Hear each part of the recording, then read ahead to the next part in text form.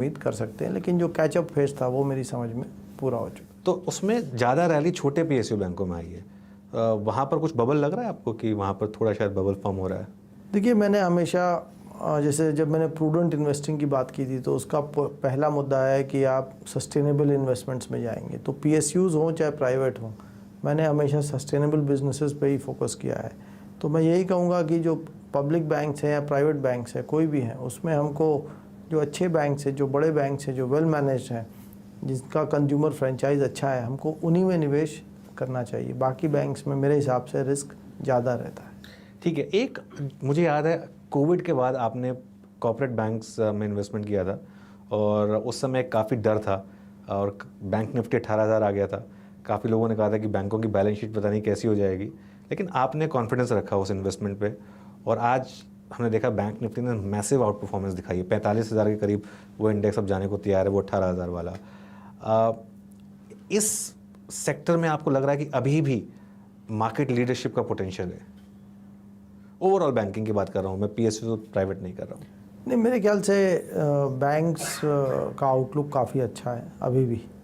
देखिए, बड़ी वैल्यू तो अनलॉक हो चुकी है, क्योंकि आपने देखा कुछ कुछ बैंक्स जो हैं वो 4 गुना 5 गुना स्टॉक्स हो गए हैं। तो जब कोई बड़ी बैंक 4-5 गुना बढ़ जाती है तो ये कहना तो सही नहीं है कि वहाँ पे अब बहुत डीप वैल्यू है।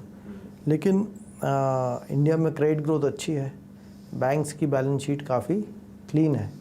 तो आने वाले समय में मुझे लगता है बैंक्स का जो परफॉर्मेंस है वो अच्छा रहेगा और उसमें हम एक सामान्य रिटर्न की अपेक्षा अभी भी कर सकते हैं।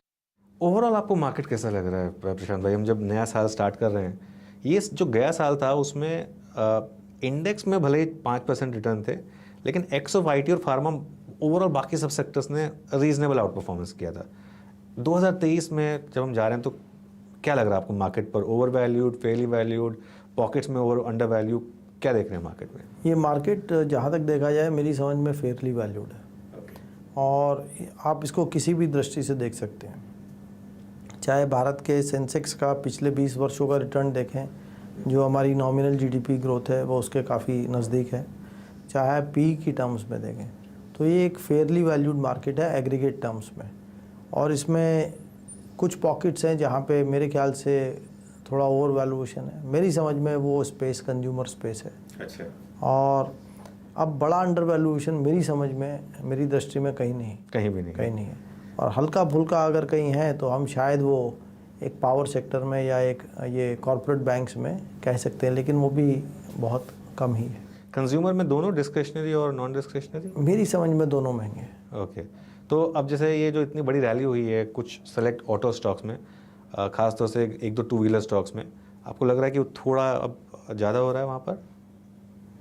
देखिए, इतना तो नहीं कह सकते, मतलब एक 10, 15, 20, 25% का जो मूव है वो एक सेक्टर या किसी कंपनी के लिए बहुत बड़ा मूव नहीं है। इंडिविजुअल कंपनीज़ की जब हम बात करते हैं, और ये कंपनीज़ बहुत समय से काफ़ी आप देखेंगे कि एक रेंज में ही चल रहे हैं। तो मैं यही कहूँगा ऑटो में कोई बड़ा अंडर वैल्यूएशन भी नहीं है।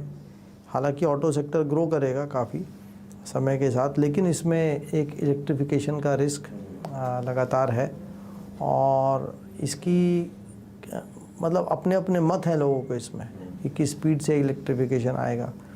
लेकिन अगर ये आया तो इसका एक काफ़ी इम्पैक्ट जो पुराने कंपनीज हैं उन पर पड़ सकता है। एक थीम जो इस समय ज़बरदस्त वापसी कर रही है वो है मेटल्स, खासतौर से वो जो चाइना की ओपनिंग अप है उसके बाद से। आपका कोई व्यू है इसमें? अगर आप इस समय मैनेज कर रहे होते पैसा तो क्या आप डालते हैं उसमें, मेटल्स में? देखिए, मेटल्स में मैंने एक बहुत ही अलग पॉलिसी रखी है अभी तक कि जब इस सेक्टर में विशेष पेन होता है मैं तभी इसमें इन्वेस्ट करता हूँ। तो पिछले 3 दशकों में लगभग 3 या 4 बार ऐसा हुआ, क्योंकि इसको फोरकास्ट करना बहुत ही मुश्किल है। तो मैं इसमें एक्सट्रीम पेन में ही निवेश करता हूँ और जब अच्छा समय आता है तो उसमें वैल्यूएशन आपको एक अच्छा मिल जाता है। ये बात सही है कि चाइना लॉकडाउन से निकलेगा तो उस वजह से ये मेटल स्टॉक्स अच्छा कर रहे हैं, लेकिन चाइना में जो मेटल्स की सबसे बड़ी कंजम्पशन है वो है कंस्ट्रक्शन में, रियल एस्टेट में, और वहाँ पे एक मेरे ख्याल से स्लो डाउन की स्थिति बनी हुई है। तो ये समय ही बता पाएगा कि ये लॉकडाउन से मेटल्स की डिमांड पे चाइना में विशेषकर कितना फ़र्क पड़ता है। प्रशांत जी के बारे में एक और जो अच्छी चीज़ है कि